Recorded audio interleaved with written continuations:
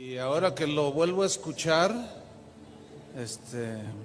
veo cómo Dios le ha dado, por gracia, entendimiento en la palabra de Dios. Eso es lo más importante en la vida de un pastor. Un pastor de hace 200 años dijo que cada vez que él tenía una preocupación cada vez que se subía al púlpito. Su preocupación era que él no fuera a decir una enseñanza o a dar una enseñanza que desviara la fe de los hijos de Dios. Y fue uno de los predicadores más notables del cristianismo. ¿Sí? Entonces, qué importante es esto, de verdad. Por eso deben orar por sus pastores, para que Dios cada vez que abramos la Biblia, Dios nos dé iluminación y entendimiento en la palabra de Dios. Así es que yo le doy gracias al Señor por la vida de ellos, que Dios los siga usando, les siga dando palabra y que el Espíritu siga dando testimonio de eso. Amén. Bien, así de pie, abra su Biblia o si la pone en la pantalla, voy a tomar el versículo lema, Lucas 4:8, que hemos citado varias veces. Yo quiero hablarles en este tema, lo he titulado El desvío de la adoración. ¿Cómo se llama? El desvío de la adoración. Y vamos a leer Lucas 4:8. Respondiendo Jesús le dijo: vete de mí, Satanás, porque escrito está: al Señor tu Dios adorarás y a Él solo servirás. Señor, ilumínanos, danos entendimiento. Tenemos temor, Señor, de tu palabra, pero también tenemos temor y preocupación por decir el verdadero sentido de tu palabra, Señor. Ayúdanos a entenderla bien, lo mejor para salud espiritual, para que nuestra fe esté fundada no en la sabiduría de los hombres, sino en el poder de Dios. Y el Evangelio es el poder de Dios para salvación, tu palabra, Señor. En el nombre de Jesucristo, gracias te damos, Señor. Amén. Tomen su lugar, por favor, hermanos. El desvío de la adoración. La guerra por la adoración, como decíamos en la mañana, es el conflicto más importante, fíjense, es el conflicto más importante en la vida de los cristianos, sin duda.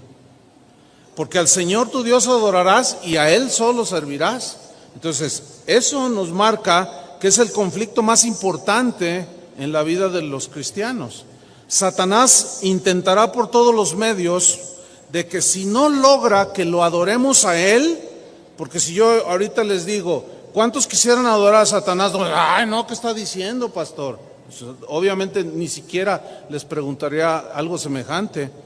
Entonces Satanás intentará por todos los medios de que si Él no logra que lo adoremos a Él,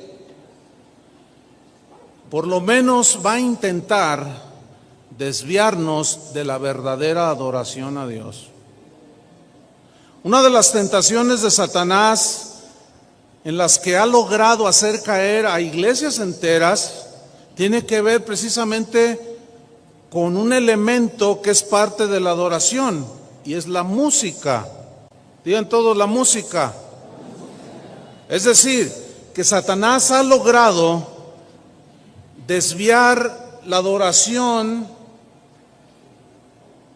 a Dios, al cual le pertenece, estableciendo o desviándonos hacia la adoración de la música. Fíjense qué tremendo está eso, la cual es solamente un medio, pero en muchos corazones de muchos cristianos, Satanás ha logrado desviar la adoración para que adoremos el medio que Dios, uno de los medios que Dios estableció para hacerlo, que es la música.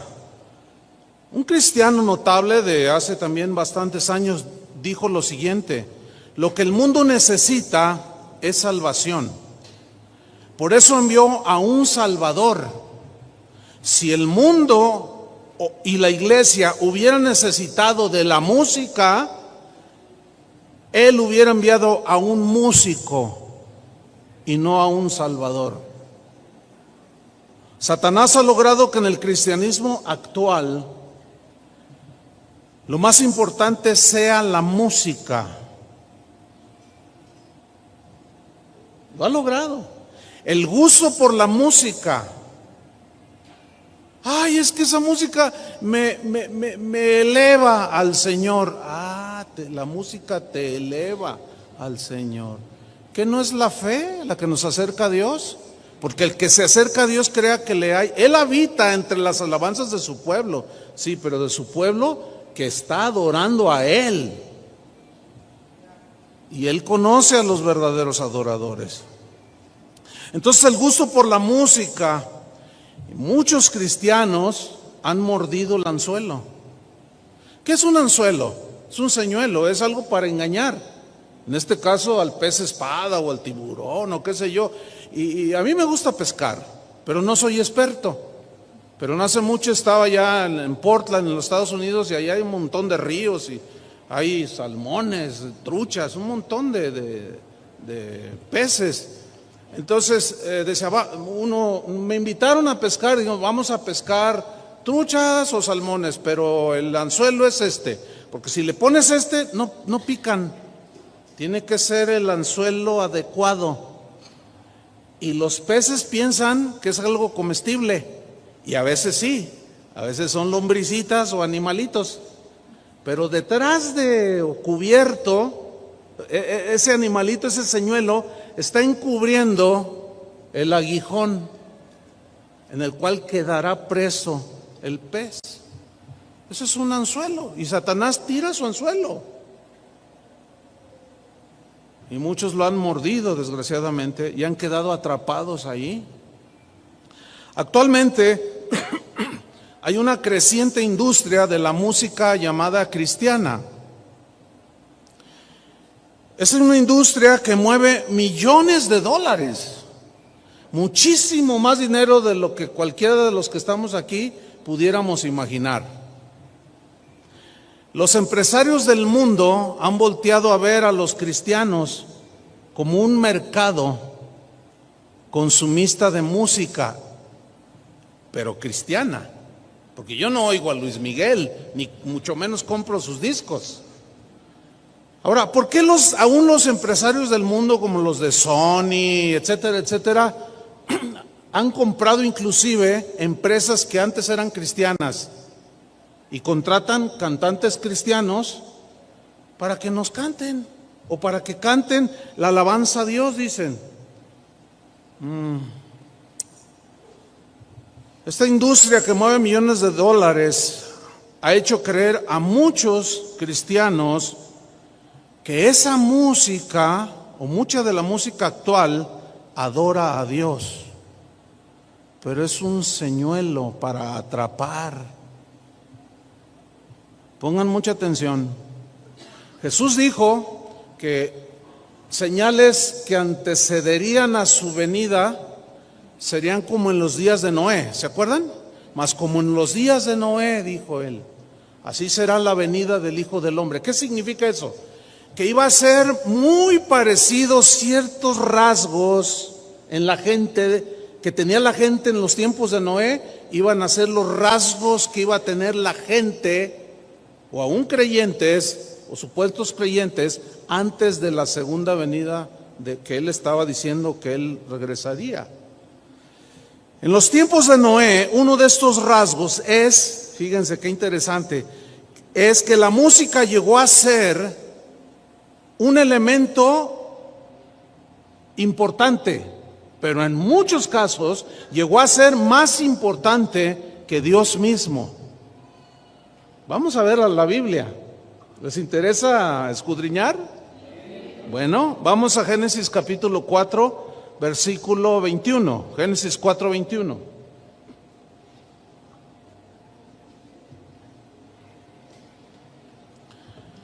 Dice aquí, y el nombre de su hermano fue Jubal. Vamos a hablar más de Jubal. El cual fue padre de todos los que tocan arpa y flauta. Yo quiero que observe que estamos en el capítulo 4 de Génesis. Capítulo 4, 5 y 6 son contemporáneos a Noé. O sea, no es de 5 o 10 años, es un lapso de años, pero son contemporáneos. Eran los rasgos de la gente que prevalecían en ese tiempo. Y aquí había un hombre llamado Jubal, dice, el cual fue padre. Habla como en quien se originó cierto linaje de personas. ¿Quiénes? Los músicos. Porque dice que fue padre de todos los que tocan arpa y flauta. Ahora, todos sabemos que Dios creó todas las cosas para su gloria, ¿sí o no? A nosotros nos creó para alabanza de su gloria. Pero también todo lo creado, dice el Salmo 150, todo lo que respira alaba al Señor. Entonces, bajo ese principio, podemos establecer que Dios también fue el creador de la música. ¿Estamos? Y por consiguiente, al crearla, fue creada para que esa música, nosotros nos expresáramos a través de esa música, pero en adoración a Él. Entonces, Dios es el creador de la música. Pero toda la música en su origen, en el corazón y en la mente de Dios, estaba que su propósito fuera para adorar al Señor. Que todo lo creado alabara al Señor. Y la música tiene en su origen ese propósito. Pero ahora vemos que está totalmente desvirtuada la música en términos generales, incluyendo la música cristiana o llamada cristiana. Todos sabemos que en su creación angelical, ese ángel lucero de la mañana se distinguía como el ángel musical, netamente musical. Escuchen, el arcángel Miguel es netamente el arcángel de guerra. ¿Están de acuerdo conmigo? Es el guerrero, cuando había guerra y que aparecían los ángeles, Miguel era el que iba adelante. Ese es el arcángel o el ángel, vamos a ponerlo así, guerrero por excelencia. Siempre que Dios quería enviar un mensaje por medio de ángeles, mandaba ¿a quién? A Gabriel. Gabriel es el ángel netamente mensajero. Bueno, en lo que tiene que ver con la música, el lucero de la mañana, este arcángel, Luzbel, lucero de la mañana, fue un ángel netamente musical. Todo lo que tenía que ver con ese elemento musical tenía que ver con Lucifer, con esa luz hermosa. En Ezequiel 28:13, búsquenlo, pero también busquen Isaías 14:11, porque los vamos a leer simultáneos, o uno después de otro. Ezequiel 28:13. Ciertamente esta escritura se refiere al rey de Tiro. Sin embargo, la gran mayoría de los teólogos y de los hombres de Dios, incluso de los padres de la iglesia, los primeros cristianos, los primeros 300 años, todos ellos aseguraban que también era una referencia a Satanás, a lo que posteriormente fue Satanás, que era una referencia al ángel musical, a Luzbel. Lee Ezequiel 28:13, dice: en Edén, en el huerto de Dios estuviste, de toda piedra preciosa era tu vestidura, de cornerina, topacio, jaspe, crisólito, berilo y ónice, de zafiro, carbunclo, esmeralda y oro. Noten cómo él en sí mismo, su vestidura formaba las piedras preciosas, hermosas que menciona aquí, formaban parte de su vestidura. Pero no solo eso. ¿Qué más dice? Los primores de tus tamboriles y flautas estuvieron preparados para ti en el día de tu creación. Después sigue diciendo, oh querubín grande y protector. Ahí ya dice querubín, o sea, un tipo de ángel. Ahora vamos a Isaías 14, versículo 11. Está hablando también en referencia a Satanás, el profeta Isaías, y dice, descendió al Seol tu soberbia y el sonido de tus arpas. Gusanos serán tu cama y gusanos te cubrirán. ¿Cómo caíste del cielo, oh lucero, hijo de la mañana? Si ustedes notan en Ezequiel 28:13, dice que los primores de tus tamboriles y flautas estuvieron preparados para ti en el día de tu creación. Dice que su vestidura era, es decir, que los instrumentos musicales formaban parte de la vestidura. O sea, tan hermosas que este arcángel tenía. Flautas, fíjese qué interesante, dice tamboriles, flautas y arpas. Esos tres instrumentos representan toda la gama de instrumentos que ha existido o que serán inventados. Toda orquesta tiene esta gama de instrumentos musicales. Los tamboriles representan todo instrumento que es de percusión, lo que sea que se le golpee, que se le pegue, ¿sí? Se le toque. Las flautas representan todo instrumento que sea de viento. Ahí entran las trompetas, los saxofones, las flautas, flautín, el oboe, lo que y lo que esté por inventarse. Ahí estaban incluidos. Y las cuerdas, todo instrumento, guitarras, el piano en sí es como un arpa, pues tiene cuerdas adentro. Entonces vemos el concepto total de la música aquí, la cual formaba parte de la vestidura de Satanás. ¿Qué significa esto? Que al ser el ángel musical por excelencia, él tenía una tarea que realizar en la adoración a Dios. Miguel, en obediencia a Dios, peleaba las batallas de Jehová. Gabriel, en obediencia a Dios y en adoración a Dios, obedecía y mandaba los mensajes. Y Satanás, cuando funcionó bien, sin duda que aquella adoración incluía todos estos instrumentos, y aquello se ha de haber escuchado, ahora sí que como dicen, celestial. Ahora, es importante notar el por qué la Biblia menciona que Jubal, que ya leímos en Génesis 4. Es importante notar que Jubal fue el primer músico en la tierra. Ahora, el nombre Jubal, fíjese qué interesante, Jubal significa arroyo que fluye. Qué bonito, ¿no? Un arroyo que fluye, ¿sí? En los tiempos de Noé hubo una explosión, vamos a ponerlo así, un avivamiento musical, lo voy a mencionar así. Hubo como una explosión de la música, pero esa música tenía una característica. Jubal, como padre de los músicos de la tierra, no del cielo, sino de la tierra, la música que Jubal producía y cuyo nombre es arroyo que fluye, la característica es que esa música que producía Jubal no fluía hacia Dios, sino que fluía solamente para entretener, solamente para el gusto de la gente, solamente era para complacer los sentidos humanos. Porque la verdad, a mí me gusta la música clásica. Y a veces, por ejemplo, cuando yo escucho el Aleluya de Händel, siempre se me hace un nudo en la garganta.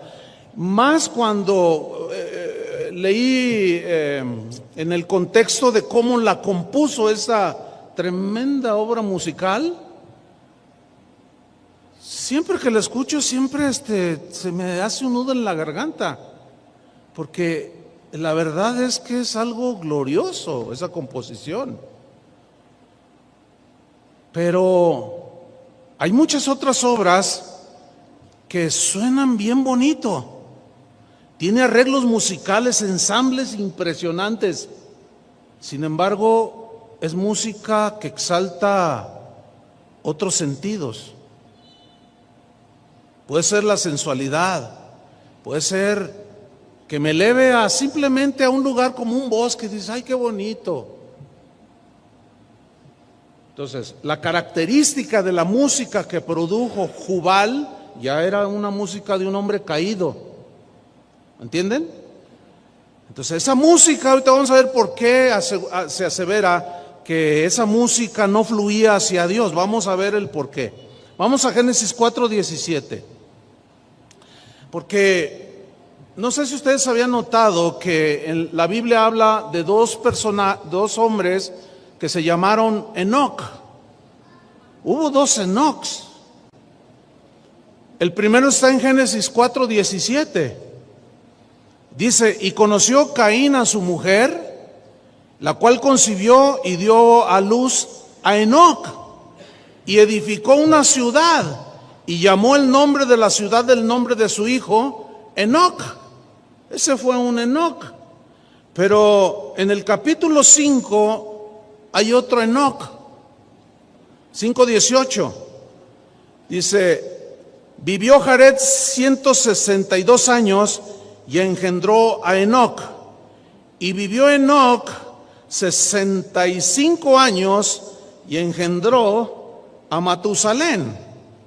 Ahora, este de 5:18 y 21, de Génesis 5:28 y 21, es el que dice en Hebreos y también en Génesis, caminó Enoc con Dios y Dios se lo llevó. Ahora, el nombre Enoc significa consagrado. Vean ustedes lo interesante. Debo hacer notar algo. Cuando los hebreos o el pueblo de Dios en el pasado ponía un nombre a sus hijos, no era siempre tenía, curiosamente, yo le llamo así, me faltan palabras, ¿no? Pero siempre tenía como un significado profético, voy a llamarlo así, del por qué se llamaban como se llamaban. Jesús significa el Salvador. Ahí está el nombre profético, ¿sí? Entonces Enoc significa consagrado.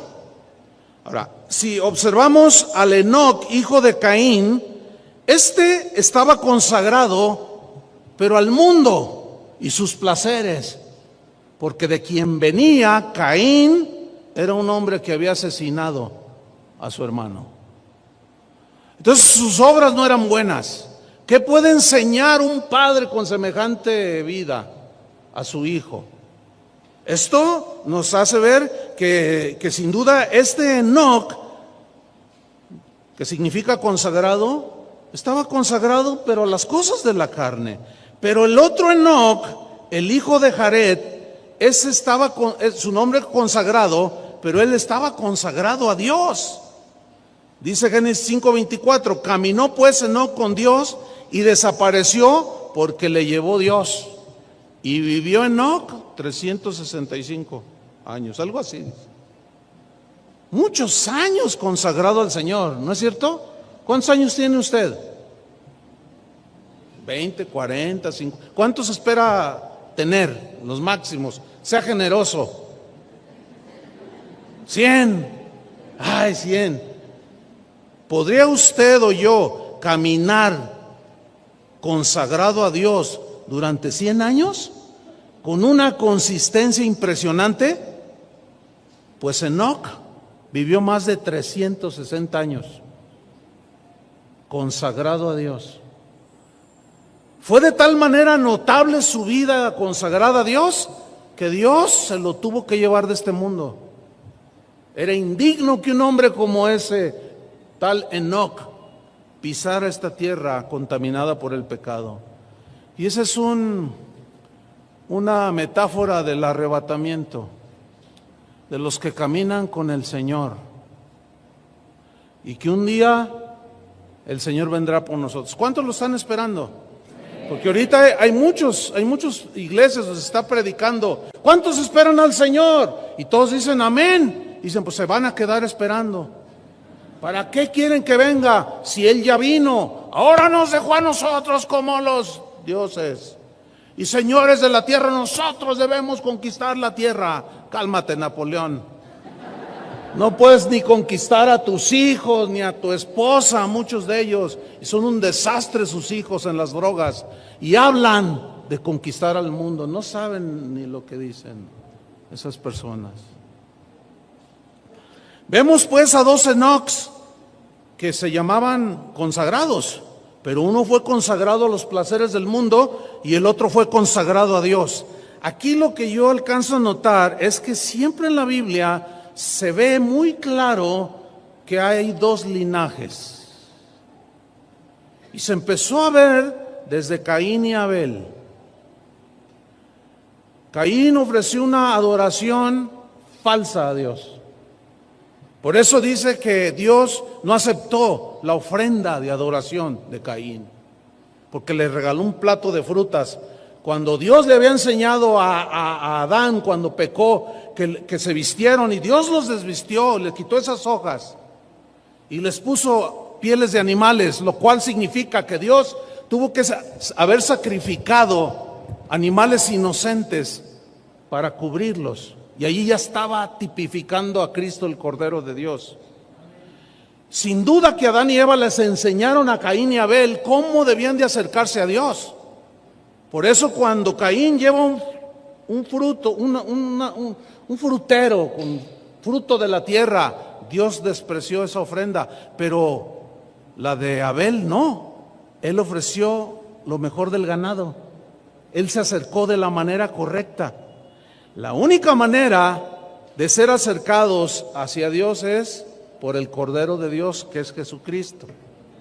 Ok, desde ese tiempo hasta la actualidad, vemos pues que hay 2 linajes. El de los falsos adoradores, que no son salvos, y el de los verdaderos adoradores. Y cuando Jesús dijo que el Padre busca verdaderos adoradores, Él sabe quiénes son suyos. Él sabe cuál es la motivación por la que la gente va a las iglesias. Entonces vemos 2 linajes siempre. Vemos a 2 Enocs. Uno siguió la carne y otro siguió a Dios. Vemos a Isaac y a Ismael. Un hijo producto de la carne y un hijo producto de la promesa, del espíritu y la carne. O sea, 2 linajes. Cuando vemos a David y a Saúl, vemos a David representando y siguiendo el linaje de Abel, y vemos a Saúl en el mismo linaje de Caín y del otro Enoc. Llegamos al Nuevo Testamento y vemos a un Pedro y a un Judas. 2 linajes. El salvo y no salvo. El que cree o piensa o se involucra entre todos, dice creer, pero es un falso. No lo es. Y uno que es verdadero y genuino, aunque se sigue equivocando, negó a Jesús. O sea, los que somos del linaje de Jesús, por llamarlo de una manera, nos seguimos equivocando, pero tenemos un abogado para con el Padre, ¿no es cierto? A Jesucristo. Entonces, veamos un poco el linaje de Jubal. Vamos rápido, Génesis 4:17. Volvamos con el padre de todos los músicos terrenales. O sea que Jubal es el padre de Vicente Fernández, de todos. Del Sammy también. Porque es el padre de todos los músicos. Nada más que, acuérdense, hay 2 líneas, 2 linajes. Dice Génesis 4:17, y conoció Caín a su mujer, la cual concibió y dio a luz a Enoc, y edificó una ciudad, y llamó el nombre de la ciudad del nombre de su hijo Enoc.